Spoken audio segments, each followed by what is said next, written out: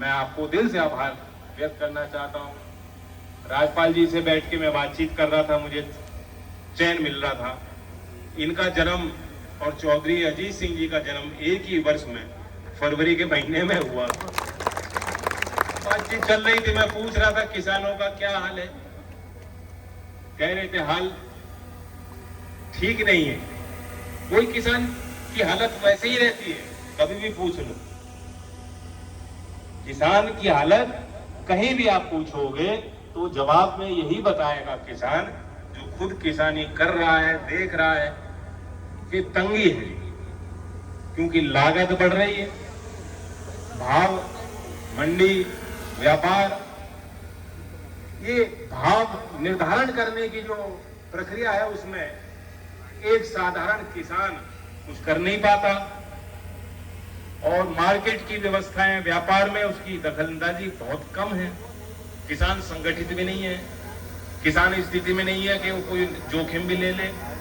कैसे कैसे जो है पूंजी करके पूरे घर को लगा के, परिवार को लगा के वो खेती कर रहे हैं, क्योंकि और कोई शायद चारा भी नहीं। तो मैं उनकी भावना समझ रहा था। मैं बैठ बैठ के थोड़ा मुझे सीखने को भी मिलता है। अलग अलग फसलों की बातचीत हुई, और क्योंकि चौधरी चरण सिंह जी का आज हम लोग जश्न मना रहे हैं, उनकी स्मृति में आज ये पूरा आयोजन हो रहा है। ये कोई एक साधारण राजनीतिक बैठक नहीं है, चुनाव का कोई मसला नहीं। मैं समझ रहा हूं सुखबुगाहट तो शुरू हो गई, त्यागी जी ने यहाँ चर्चा छेड़ दी, मोंटी की मुस्कुराहट भी बहुत कुछ बता रही है। आज का मुख्य विषय चुनाव नहीं। चुनाव की तैयारियां वो आप लोग करोगे, हर गांव में जाना पड़ेगा, टोलियां बनानी पड़ेंगी, सहयोगियों को समझाना पड़ेगा, जोड़ना पड़ेगा। जो आपके साथ नहीं है उनको जाके बात समझानी पड़ेगी। वो अपनी एक अलग एक प्रक्रिया होती है, व्यवस्था होती है। मैं नहीं जानता चुनाव कैसे लड़े जाते हैं। चौधरी अजीत सिंह जी भी चुनाव की घड़ी में जाते थे, यही कहते थे। चौधरी चरण सिंह जी भी यही कहते थे, पार्टी आपकी है, आप जैसा करोगे ठीक करोगे। त्यागी जी ने कहा कि जयंत जी को ताकत देनी है, मुझे भरपूर ताकत आप दे चुके, और मैं ये समझता हूं कि मेरी ताकत सामाजिक है। अगर मैं अध्ययन, सोच विचार करूंगा, चौधरी चरण सिंह जी को जितना पढ़ूंगा, समझने की कोशिश करूंगा, वो वैचारिक ताकत है। किसी राजनीतिक पद से, मंत्री के हैसियत से मेरे 10 विधायक और आ जाए, 4 MP और आ जाए और घट जाए, मैं उस बात को इतनी वरीयता नहीं देता। ईमानदारी से कह रहा हूं। पार्टी के लोग भले मायूस हो रहा था, क्योंकि मैं राजनीतिक दल का अध्यक्ष भी हूं। मेरी कोशिश भी रहती है कि जो हमारे कार्यकर्ता हैं उनकी समस्याओं का निराकरण हो, उनका सम्मान हो, उनको अच्छे अवसर मिले। मैं तो चाहूंगा हमारी यहाँ फौज बढ़े। उत्तराखंड में हमारी संख्या नहीं है लोकदल की, मैं चाहूंगा हमारी यहाँ विधानसभा में हमारी संख्या बनेगी, तो यहाँ अपने आप आपकी समस्याओं के लिए आप लोग जो इतने जागरूक हो, इतने मजबूत हो, अभी बिना किसी विधायक के मैं समझता हूं कि चौधरी चरण सिंह वादी को कोई रोक नहीं सकता। आप किसी अफसर के पास जाओगे और तर्क दोगे, अपनी बात समझाओगे, क्योंकि आप व्यक्तिगत विषय अलग होते हैं, लेकिन किसी भी सामाजिक विषय को लेकर अगर हमारे इस गांव के हरजौली जट के नौजवान कुछ तय करेंगे, कुछ फैसला करेंगे, तो लेके रहेंगे। मैं तो ये मानता हूं आपकी भी ताकत कोई पद हो या ना हो उससे नहीं है, लेकिन हम लोगों को मिलकर प्रयास भी करना होता है कि संख्या बढ़ेगी, राजनीति मजबूत होगी तो किसानों की बात, किसानों की सुनवाई होगी। आपने यहाँ एक प्रस्ताव पारित किया कि मुझे हर महीने आते रहना चाहिए, आप मुझे बहाना देते रहोगे, मैं आता रहूंगा।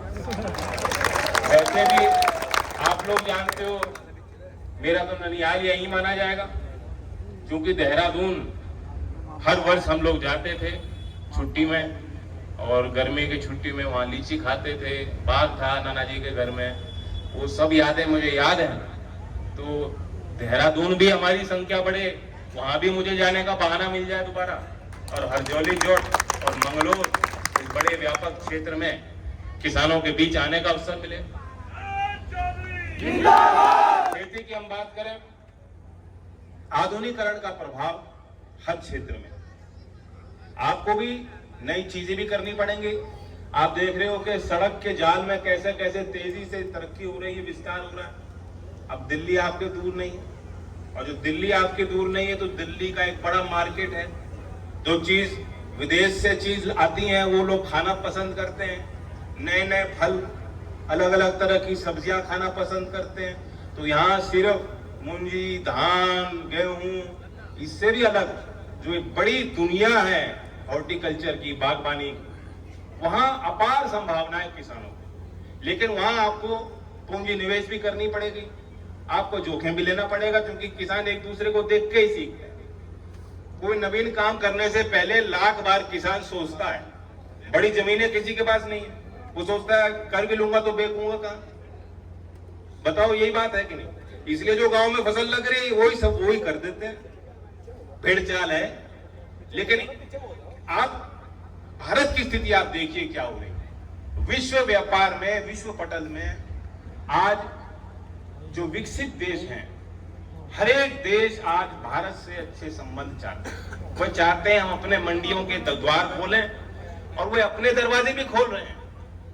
यूरोप में औसत आबादी जो है वो उनकी एज काफी ज्यादा है, हमारे यहाँ 28 वर्ष है, वो भी पुराने सेंसस के मुताबिक जो आंकड़े हैं 28 वर्ष मीडियन एज भारत की। हमारी देश की आबादी का एक बहुत बड़ा हिस्सा 35 वर्ष से कम उम्र का। तो यूरोप में उनको हर कार्य क्षेत्र में कामगार चाहिए। वहां के देश के प्रतिनिधि, देश के मंत्री, उनका नेतृत्व, जब भी मुझे अवसर मिलता है भारत सरकार के प्रतिनिधि मंडल के तौर पे कोई बैठक होती है, वार्ता होती है, तो उस बात पे वो बल देते हैं कि हम चाहते हैं कि भारत का प्रशिक्षित युवा, यहाँ की हमारी शिक्षित बच्चियां हमारे यहाँ आए और उनके लिए बेहतरीन अवसर हम दे सकते हैं। ऐसी सोच भारत के युवा के प्रतिभा और उनके अनुशासन, उनकी कार्यशैली को लेकर ऐसी एक सोच दुनिया में बन रही है। और व्यापार के संबंध में आपको पता है, हालांकि अभी थोड़ा जल्द है, अभी लोगों को समझ नहीं है, बहुत चीजें धीमे धीमे परिणाम आने शुरू होंगे तो पता लगेंगे। लेकिन व्यापार के क्षेत्र में बड़े बड़े करार भारत सरकार के और दूसरे देशों के बीच हुए। यूरोप के सबसे पहले 4 देशों के साथ हमने टेपा एग्रीमेंट किया, और शायद विश्व में एकमात्र उदाहरण है कि व्यापार में तो करार होता है, समझौता होता है, उसमें जिक्र निवेश का भी है। उसमें कमिटमेंट दिया उन्होंने कि 15 साल में $100 बिलियन भारत में, वहां 4 देशों की कंपनियां निवेश करेंगी। जब वो निवेश करेंगी तो कारखाने भी लगेंगे, पूरी एंड टू एंड उनके जो उपज है, जो चीज वो बनाते हैं, उसकी प्रौद्योगिकी यहाँ विकसित होगी। उन लोगों को नौकरियां मिलेंगी, भारत के जो शिक्षित है, प्रशिक्षित है, उनको अवसर मिलेगा।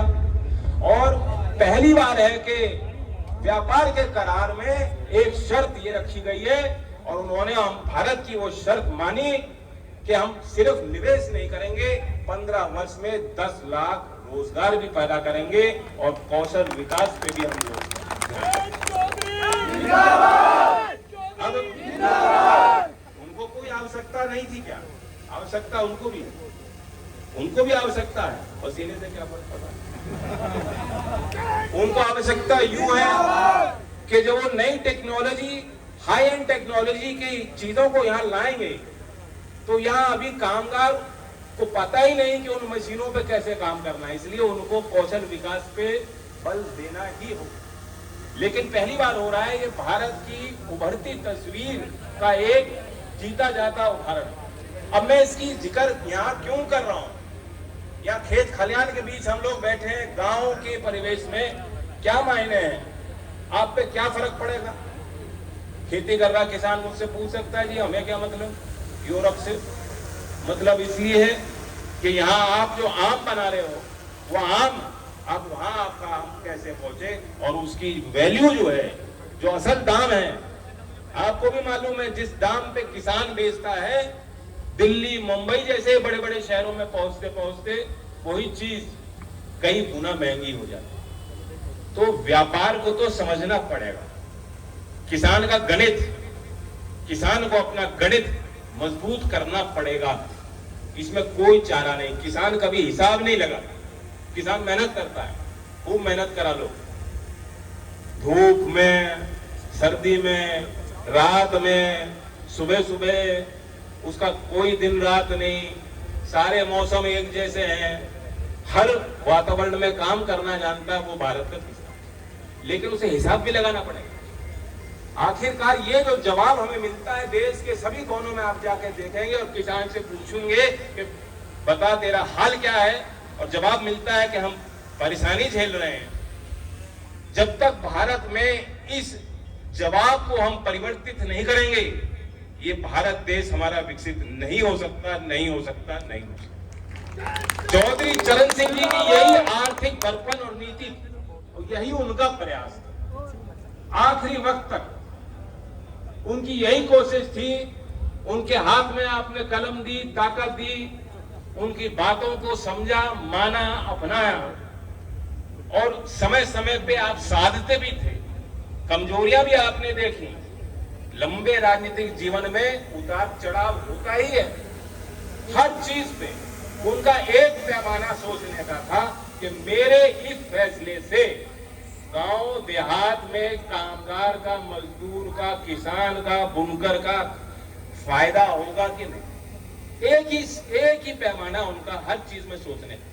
वो चाहे वित्त मंत्री भारत सरकार में रहे, मैं आंध्र प्रदेश और तेलंगाना, जब तेलंगाना नहीं बना था तो क्योंकि चौधरी अजीत सिंह जी हिमायती थे छोटे प्रदेशों, और वहां बाद में मुख्यमंत्री बने केसीआर, और चौधरी अजीत सिंह जी ने राष्ट्रीय स्तर का एक संगठन भी बनाया, तो वहां बैठक होती।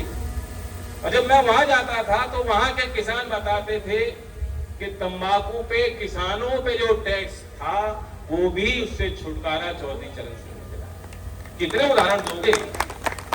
ऋण नहीं मिलता था, कोई व्यवस्था नहीं थी, बड़े खातेदारों को ही पूंजी मिलती थी, और पूंजी है नहीं तो पूंजी बनाओगे कहां से, लगाओगे कैसे, निवेश कैसे करोगे, आधुनिकीकरण कैसे करोगे। खेती में भी तरक्की लाने के लिए, घर गृहस्थी चलाने के लिए व्यवस्थित आपको कर्ज मिल सके, उसके लिए समय समय पे चौधरी चरण सिंह जी के प्रयास थे, और उन्होंने समिति बनाई, समिति ने फैसला लिया, उसके पश्चात नाबार्ड का निर्माण हुआ। पहली बार देश के बजट में, अब तो व्यवस्था बहुत बदल गई, अब तो घर घर में चीजें हैं, बिजली के जो है कनेक्शन आ गए। एक समय था कि बहुत दुर्लभ व्यवस्था थी। पहली बार राष्ट्रीय देश के बजट में ये प्रावधान उन्होंने किया कि 25,000 गांवों का भारत सरकार विद्युतीकरण कराएगी। गांव का जिक्र उस दस्तावेज में होता ही नहीं, वहां लोगों की नजर ही नहीं जाती। नीति निर्धारक उनकी सोच कुछ और थी और देश की वास्तविकता कुछ और थी। चौधरी चरण सिंह जी इस देश के नब्ज को समझते थे, टटोलते थे, जानते थे, और उनकी कोशिश थी मुख्य धारा में। आज अगर किसान की कोई बात कर रहा है तो शुरुआत, उसकी जड़ें वहां है। 1967 में आपके चीनी नियंत्रण का एक आदेश, जो एक आदेश है जो संचालित करता है आपके मिलों के प्रबंधन को, आपके खांडसारी को, क्योंकि गन्ने की बड़ी यहाँ पैदावार और चर्चा रहती है।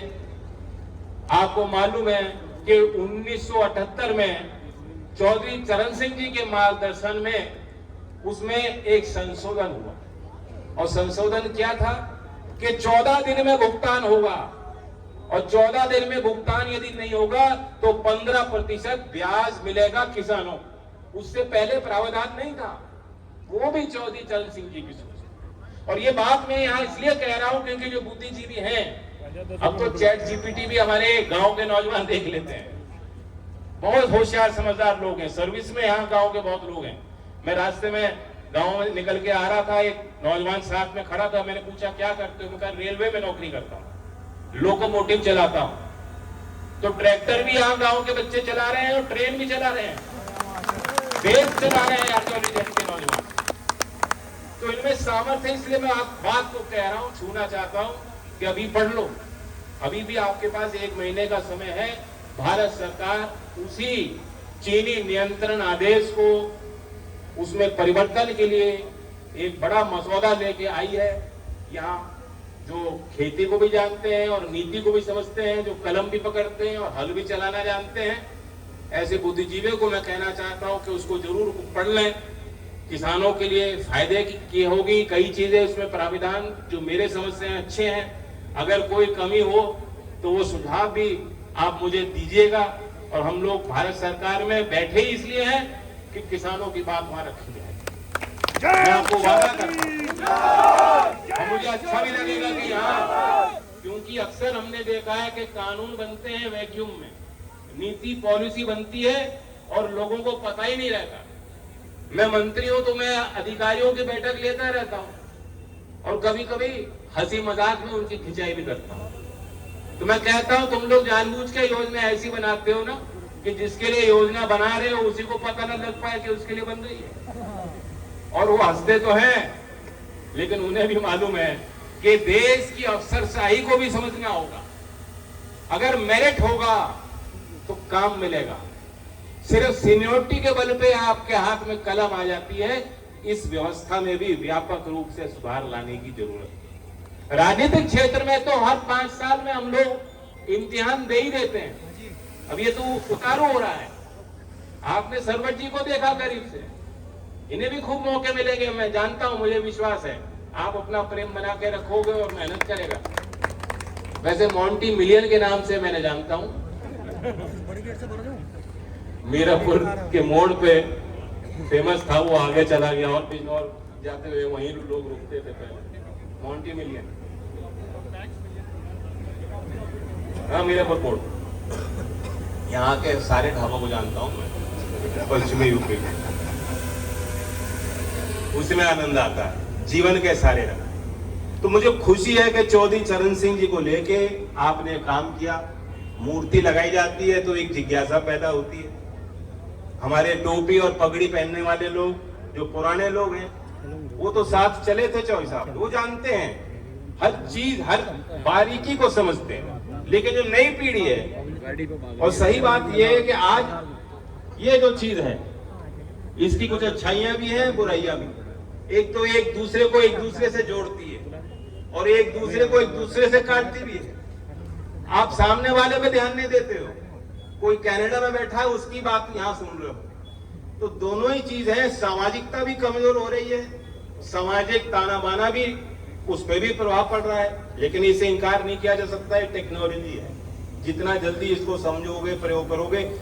चौधरी अजीत सिंह जी, राजपाल जी आपके ही उम्र के होते हुए मुझे याद है, हाँ चौधरी साहब, वो भी मुझसे ज्यादा तेज व्हाट्सएप चला लेते। तो नई चीज आती है।